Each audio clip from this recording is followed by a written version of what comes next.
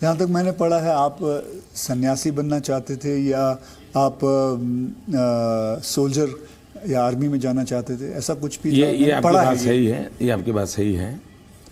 बचपन में मेरा एक स्वभाव था, किताबें पढ़ना, लाइब्रेरी चला जाता था, तो बड़े बड़े लोगों के जीवन पढ़ना ये शौक़ रहता था।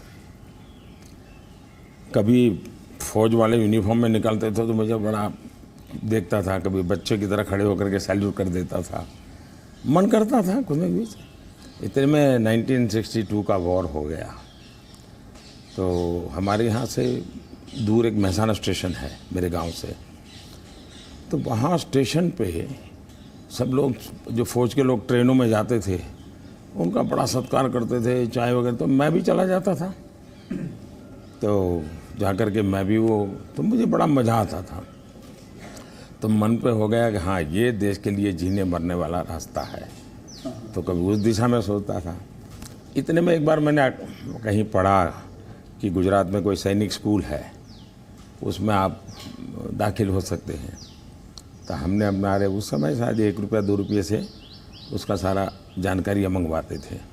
अब हमें तो अंग्रेजी आती नहीं थी, तो हमारे मोहल्ले में एक स्कूल के प्रिंसिपल मिस्टर रास विहारी मणियार करके रहते थे, तो मैं उनके पास चला गया।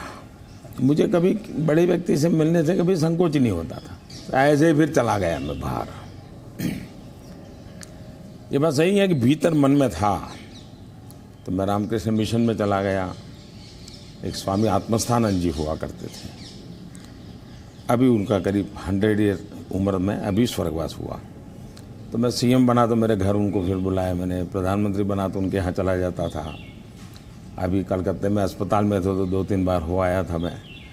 तो वो बड़ा बहुत मुझे प्यार करते थे, समझाते थे ज़िंदगी क्या है, टिकना क्या है। रामकृष्ण मिशन आश्रम में कुछ समय रखते थे मुझे। विवेकानंद जी जिस कमरे में रहते थे उसमें मुझे घंटों तक बैठने के लिए मौका देते थे। तो ये सारे नए नए अनुभव होने लगे। फिर हिमालय की दुनिया में चल पड़ा, बहुत कुछ भटका, बहुत कुछ घुमा, दुनिया देखी, और ये सब 18-20 साल 22 साल की उम्र में ही करता रहा मैं। लेकिन कुछ कन्फ्यूज़न भी था, कुछ इरादे भी थे, कोई गाइडेंस भी नहीं मिल रहा था, लेकिन मन में सवाल खुद पैदा करता था, जवाब खुद ढूंढता रहता था। ऐसे भटकता यहाँ पहुँच गया। तो आपकी लाइफ को मैं अभी आपकी बात में सुन रहा हूँ, तो मुझे लगता है अगर आप प्रधानमंत्री नहीं होते तो जिस हिसाब से आप बता रहे हो तो सन्यासी ज़्यादा लगते थे, मतलब सन्यासी बन जाते थे अगर आप। वैसे मैं क्या बनता ये कहना अभी कठिन लग रहा है, क्योंकि जो सोचा नहीं वो बन गया।